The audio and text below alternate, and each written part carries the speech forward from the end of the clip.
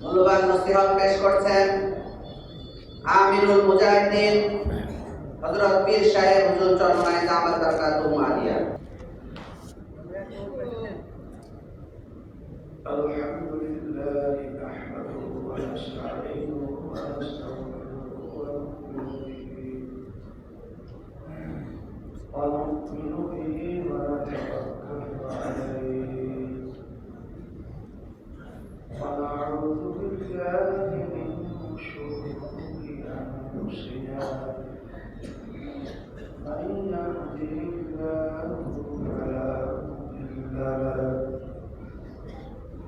ومن يضلله فلا هادي له ونشهد أن لا إله إلا الله وحده لا شريك له كتب على الذين من قبلكم لعلكم تتقون صدق الله العلي العظيم. اللهم صل على سيدنا ونبينا وشفيعنا وحبيبنا ومولانا محمد صلى الله عليه وعلى آله وصحبه وبارك وسلم. اللهم صل على سيدنا ونبينا وشفيعنا وحبيبنا ومولانا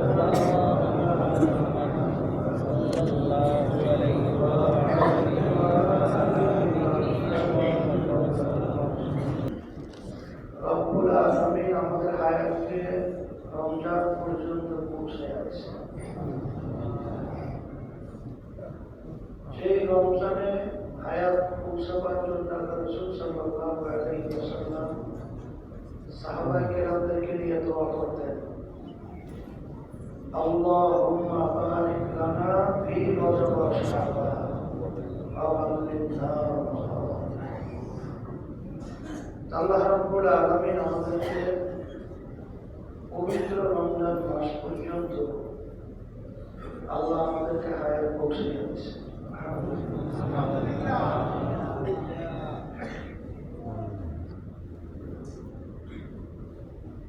বিশেষ করে তালিম তরবিয়ত আব্বাজান রহমাতুল্লাহি আলাইহি তিনি চালু করে গেছিলেন। উদ্দেশ্য ছিল একটা হলো শিক্ষা আর একটা হলো দীক্ষা। শিক্ষার সাথে বাস্তবতা যদি না থাকে, প্র্যাকটিক্যাল আর থিওরিক্যাল, যত ইঞ্জিনিয়ার দেখবেন, যত ডাক্তার দেখবেন, তারা পড়াশোনার পরে আবার ইন্টারভিউ করে না? অর্থাৎ প্র্যাকটিক্যালের সাথে যতক্ষণ পর্যন্ত থিওরিক্যাল বাস্তবে না মিলানো যায়, বাস্তবায়ন না হয়, ওই শিক্ষার মাধ্যমে লাভবান করা যায়। রমজান মাসের ভিতরে এই তালিম তরবিয়তের ব্যবস্থা আল্লাহ করেছেন এই জন্য যে আমরা শিখছি, কি শিখছি? যে আল্লাহ রাব্বুল আলামিন আমাদেরকে রমজান মাসের রোজা কেন করছেন? এর মাধ্যমে তোমরা মুত্তাকি হতে পারবে, আল্লাহর ভয় ভিতরে পয়দা হবে। আল্লাহর ভয় ভিতরে কিভাবে পয়দা হয় এইটা বাস্তবে বাস্তবায়নের জন্য এই তালিম তরবিয়তের ব্যবস্থা আল্লাহ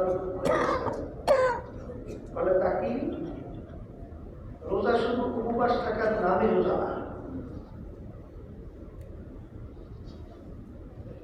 চোখের রোজা আছে, জিহ্বার রোজা আছে, হাতের রোজা আছে, অন্তরের রোজা আছে, প্রতিটা অঙ্গ প্রত্যঙ্গের রোজা আছে।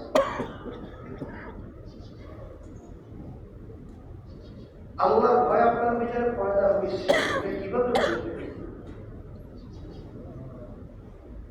আবুল্লাহ রহমাতুল্লাহি আলাইহি তিনি আলামত চিহ্ন হিসেবে বলছেন যে প্র্যাকটিক্যাল বিশেষ করে 7টা আলামত তোমার থেকে যখন প্রকাশিত হবে তখন তুমি বলবে তোমার ভিতরে আল্লাহর ভয় ভয় হচ্ছে।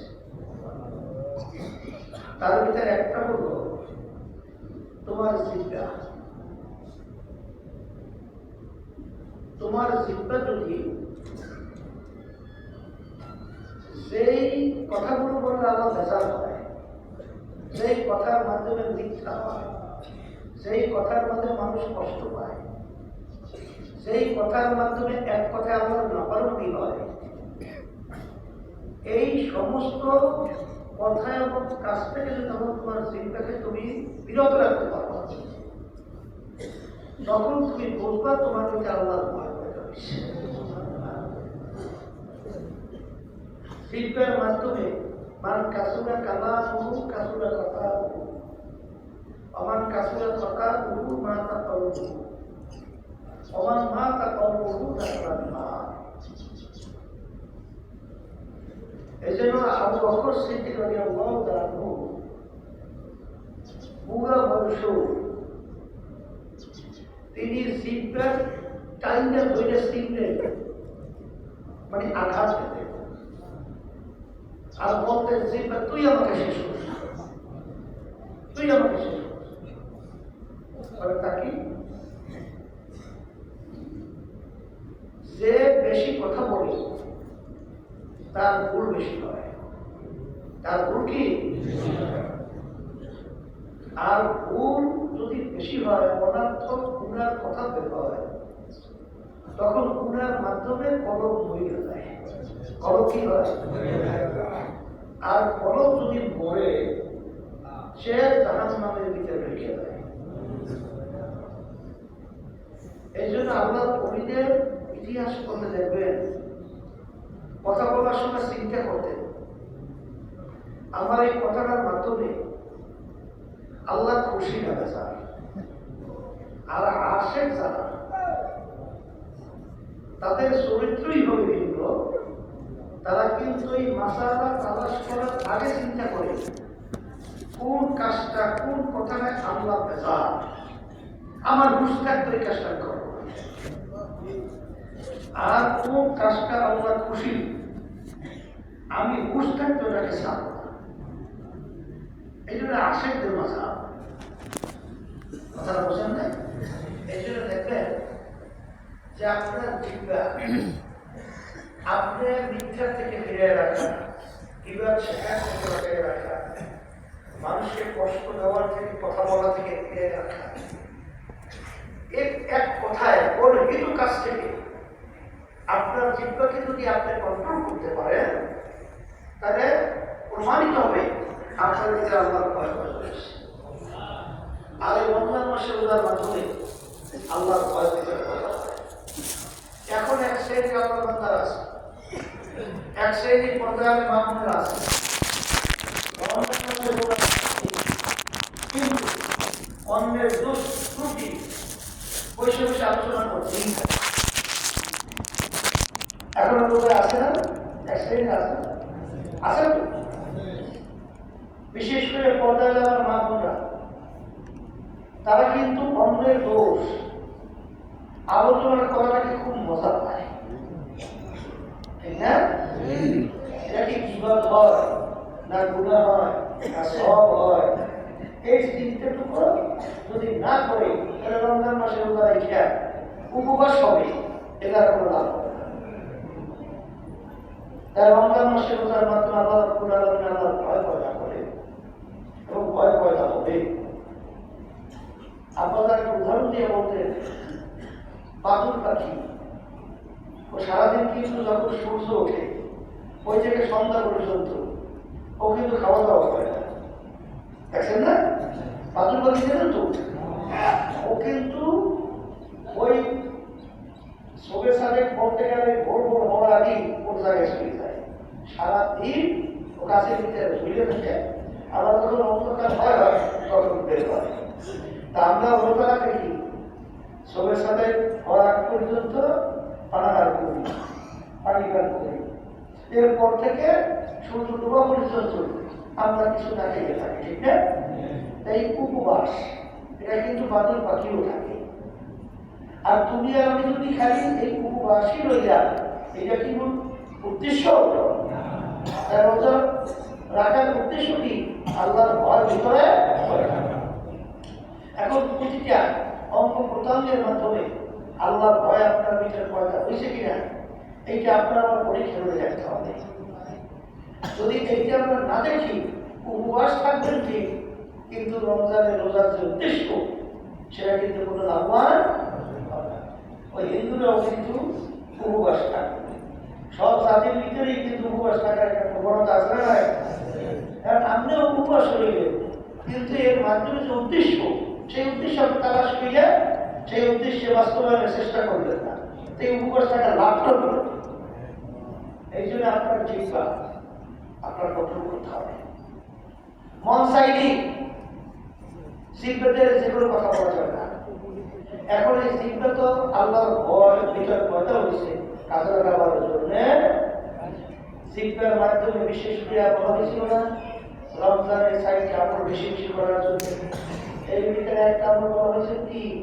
কালিমার জিকির, লা ইলাহা ইল্লাল্লাহ, লা ইলাহা ইল্লাল্লাহ, লা ইলাহা ইল্লাল্লাহ।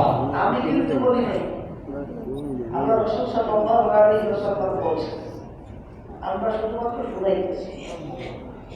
আমার মামুনেরা যারা পর্দার আলোর ভিতরে আছে, আপনারা কাজ করবেন, রাজধানী করবেন, সবকিছু করবেন, বেহুদা বেশি পেশাও না করিয়া সুযোগ পাইছেন, নেক আমলের পাল্লা ভারী করে, লা ইলাহা ইল্লাল্লাহ থেকে বেশি বেশি করে, তাওবা ইস্তেগফার বেশি বেশি, তাওবা ইস্তেগফার মানে কি? আস্তাগফিরুল্লাহ বলি, আলহামদুলিল্লাহ, আস্তাগফিরুল্লাহ, আস্তাগফিরুল্লাহ, আস্তাগফিরুল্লাহ। কথা ঠিক আছে? এই আর 3 নম্বরে কি করতে হবে? আল্লাহ রাব্বুল আলামিনের কাছে ফেরদাউস বেহেশতের জন্য দোয়া চাইতে হবে, দোয়া করতে হবে। আর 4 নম্বর আমল কি বলছিলাম? জাহান্নাম থেকে মুক্তি চাইতে হবে। কথা ঠিক কি না? তাহলে জিহ্বাকে আল্লাহর জিকিরের রসের দ্বারা ভিজিয়ে রাখা, কোরআন কারীম তেলাওয়াত করা। সুযোগ তো পাইছেন যারা তালিম তরবিয়াতে আছে, আলহামদুলিল্লাহ। কারণ আম্মা মান তাকুলাত মাওয়াজিনুহু ফাহুয়া ফি ঈশাতিন রাদিয়া ওয়া আম্মা মান খাফফাত মাওয়াজিনুহু ফাউম্মুহু হাওিয়া ওয়া মা আদরাকা মা হিয়া নারুন হামিয়া। আল্লাহ রাব্বুল আলামিন কিয়ামতের ময়দানে আমলনামা দিয়ে ওজন দেবেন। নেকের পাল্লা ভারী, আল্লাহ ঘোষণা করেছেন এই শান্তির জায়গা, যাও তোমার জন্য বানাই গেছি, বেহেশতে ঢুকে যাও। কি করবে? দাড়িপাল্লা দিয়ে কি ওজন দেবে? আমলনামা ওজন দেবে, দাড়িপাল্লা, দাড়িপাল্লা ওজন দেবে। নেকের পাল্লা তাদের ভারী হবে, তাদের জন্য আল্লাহ শান্তির জায়গা দেখে শুধু আল্লাহ বানাই গেছে। আমি বলছি না আল্লাহ বলছেন? এই কথাটা অনেকে মনে করেন হুজুরে কইছে, কবুকে কইছে না, এরা শুধুমাত্র না কেউ নকল করে শুনেছে। আল্লাহ রাব্বুল আলামিনের কথা, আম্মা মান ফাকুলাত মাওয়াজিনুহু ফাহুয়া ফি ঈশাতিন রাদিয়া ওয়া আম্মা মান খাফফাত মাওয়াজিনুহু ফাউম্মুহু হাওিয়া ওয়া মা আদরাকা মা হিয়া নারুন হামিয়া। তাই নেকের পাল্লা যার ভারী হবে, চিরস্থায়ী শান্তির জায়গায় বেহেশতের ভিতরে আল্লাহ দেবে। এই কথা কে বলছে? আল্লাহ বলছেন। তাহলে নেক কামাই করা সবচেয়ে বড় মুখ্যম সুযোগ হলো রমজান মাস। এই রমজান মাসের সুযোগ নিয়ে যারা এই সুযোগের সদ্ব্যবহার করবে না, এরা কপাল পোড়া। এরা কি কপাল পোড়া? তো আমরা একটা বুঝাবার জন্য বলি, ওর কোনো উদাহরণ চলে না। এমন হতভাগ্য, এই হতভাগ্যের কোনো উদাহরণ চলে না। এত সুযোগ আল্লাহ রাব্বুল আলামিন রমজান মাসের ভিতরে দিয়ে রাখছেন। কারণ কি? অন্য কোনো ইবাদতের ব্যাপারে